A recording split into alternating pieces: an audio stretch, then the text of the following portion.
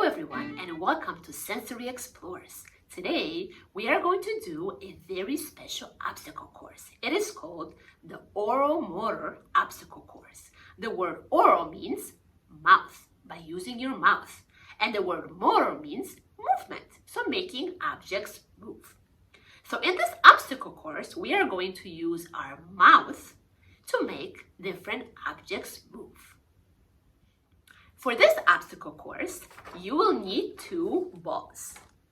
You can either use cotton balls, or if you have different color, pom-pom balls.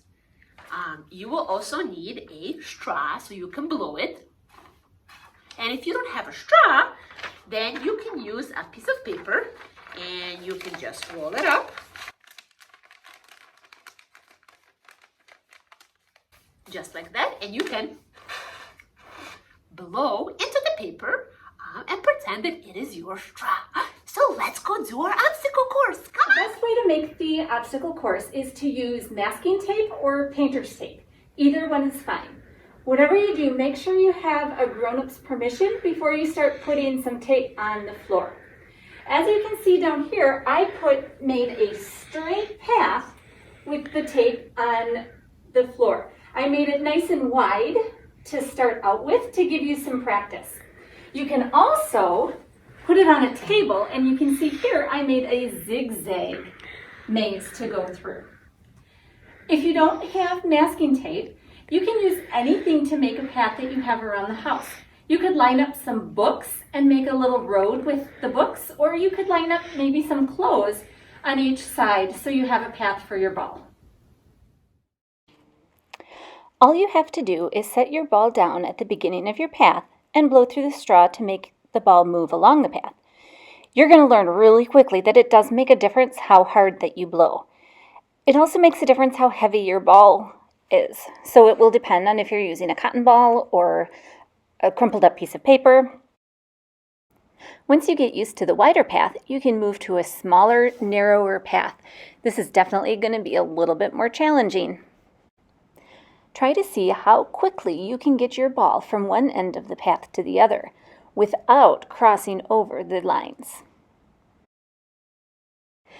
The zigzag path is definitely harder. If this is going to be your first time, I would recommend that you make the path a little bit wider than what you see in the video. You also want to put the path a little bit closer to the edge of the table. As you can see, I'm having a pretty hard time reaching. This path is definitely harder because you need to figure out how to position your body in which direction that you want to put your straw. Be very careful with how you're breathing. If you breathe short and fast, you might get lightheaded, and that could be dangerous.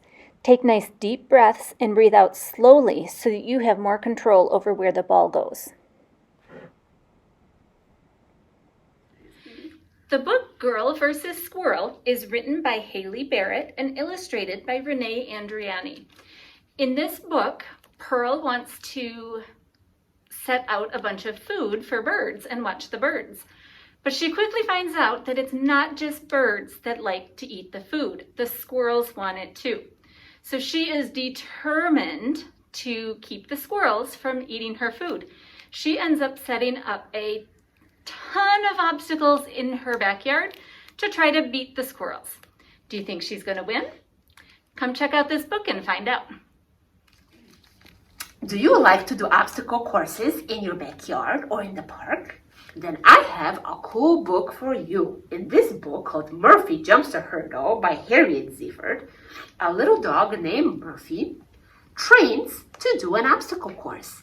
He and his owner do lots of different tricks and activities to practice an obstacle course.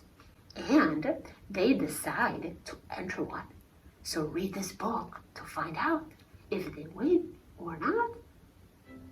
Thank you for joining us.